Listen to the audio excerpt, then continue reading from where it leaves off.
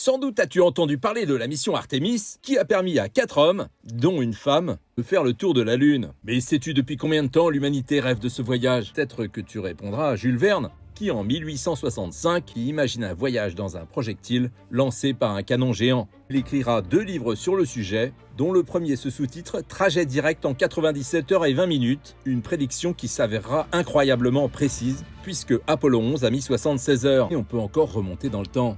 En 1657, Cyrano de Bergerac publie L'autre monde ou les États et empires de la Lune. Alors attention, ce Bergerac-là n'est pas le personnage d'Edmond Rostand, mais bien un auteur qui a existé et qui a inspiré le personnage au long nez. Dans ce livre du XVIIe siècle, on décrit même la fusée qui permet d'atteindre l'autre monde, dont Bergerac imagine la structure politique comme une forme de satire de la politique terrestre. Mais on peut remonter encore plus loin. Au IIe siècle, Lucien de Samosate, né dans l'actuelle Syrie, écrit ce qu'il appelle l'histoire véritable, racontant comment des humains se trouvent transportés sur la Lune pour y combattre entre autres des araignées géantes, faisant de cet homme le premier auteur de science-fiction de l'histoire. C'était il y a 1800 ans.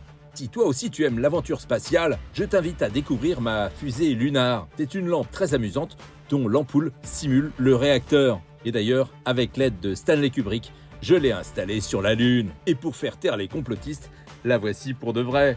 À bientôt sur cette chaîne pour d'autres histoires incroyables.